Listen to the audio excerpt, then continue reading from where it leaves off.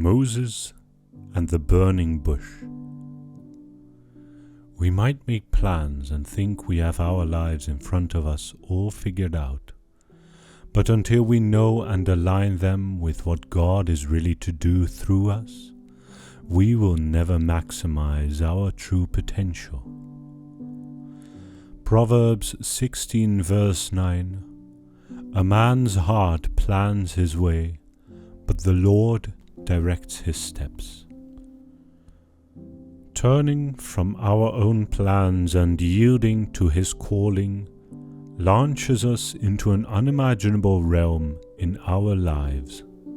In this teaching, we are going to consider the life of Moses and how the incidents of the burning bush changed the course of his life forever, and how he moved from one who was tending to his father-in-law's flock to one of the greatest vessels to be used by God to carry out the assignment of liberating His people from the captivity they had been in for over 4 centuries.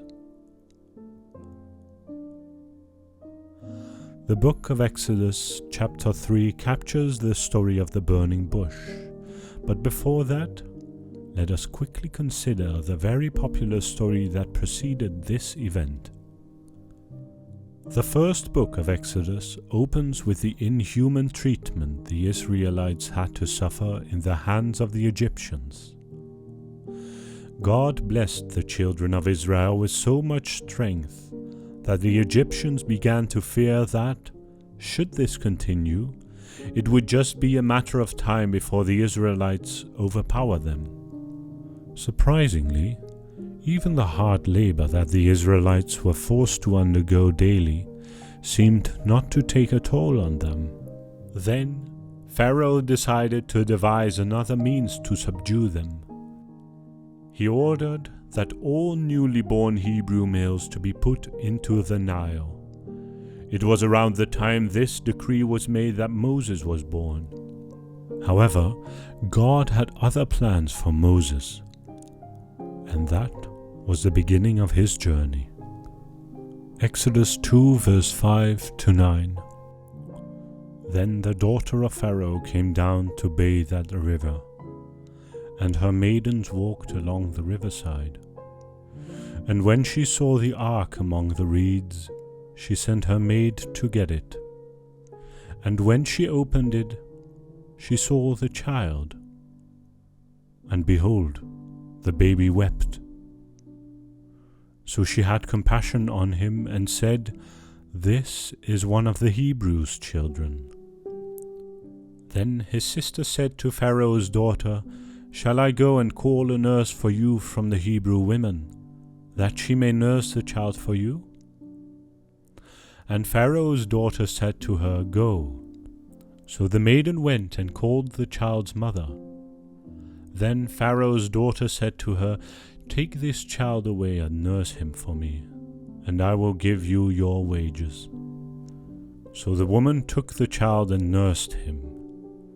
And the child grew, and she brought him to Pharaoh's daughter, and he became her son. So she called his name Moses, saying, "Because I drew him out of the water." He was rescued by Pharaoh's daughter and was raised in the palace as royalty, but he knew that wasn't where he was meant to be. He decided to identify with his people, and this unfortunate identification led him to take a life of an Egyptian in defense of his Hebrew brother.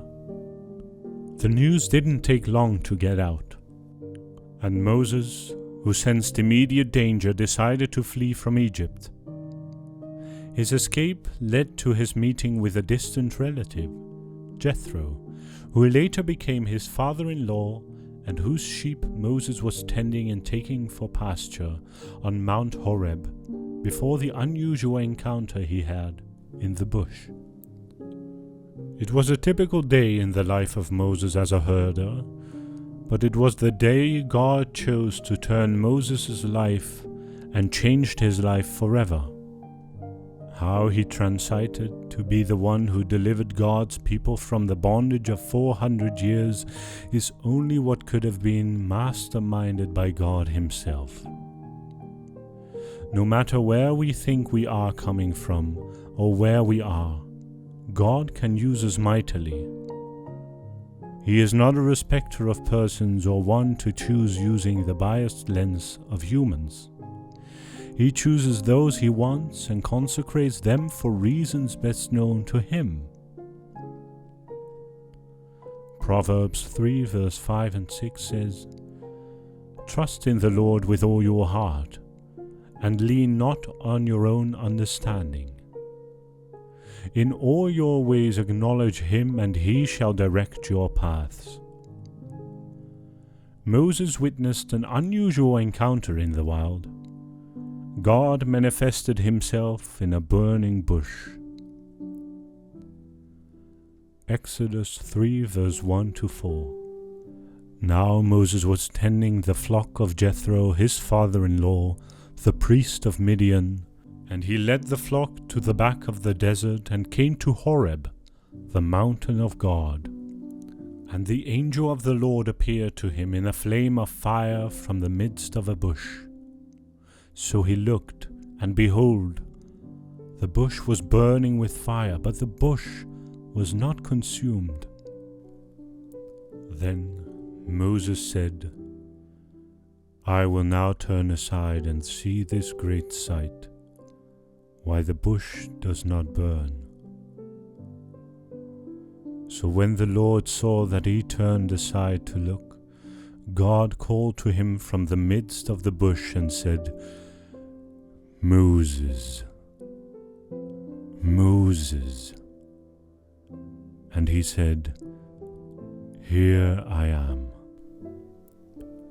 What made the sight even spectacular at that point wasn't the mystery in the burning bush that wasn't consumed, albeit by the flames, but it became the event that preceded a chain of other spectacular happenings in Moses' life and the imminent liberation of the Israelites from bondage and other events that followed throughout the book of Exodus.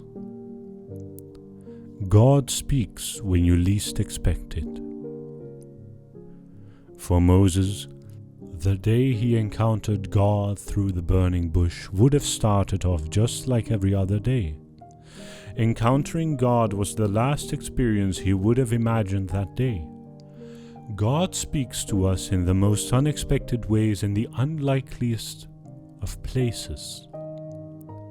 We need to constantly prepare our hearts and look out for even the most subtle sign that will make us recognize that God is trying to pass a message across to us at a particular time. The instruction is to watch and pray.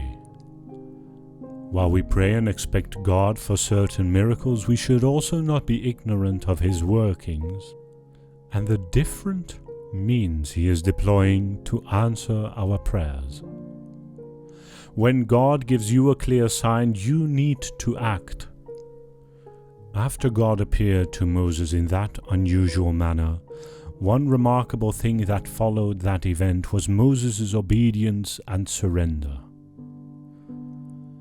Even though his natural instinct made him raise questions, he still yielded and hearkened to God's call upon his life. Proverbs 16 verse 1 to 4. The preparations of the heart belong to man, but the answer of the tongue is from the Lord. All the ways of a man are pure in his own eyes, but the Lord weighs the spirits.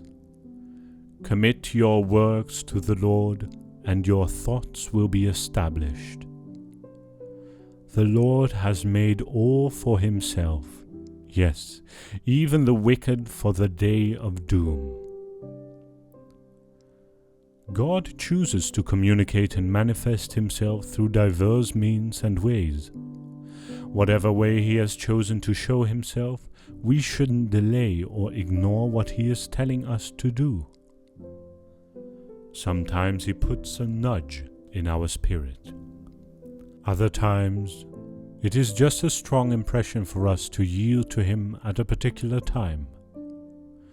Doing God's will starts from obedience and timely attendance to what He is communicating to us. Until we understand that God's plans supersede ours, and His plans are way above ours, we won't maximize our purpose in Him. Proverbs 19, verse 21. There are many plans in a man's heart. Nevertheless, the Lord's counsel, that will stand. Whenever we allow God to lead us and key into what He has in mind for us, we launch ourselves into the realms of His infinite goodness and glory. 1 Corinthians 2 verse 9 reaffirms and reminds us of what God has in mind for them that love Him. But as it is written, eye has not seen, nor ear heard, nor have entered into the heart of man the things which God has prepared for those who love Him.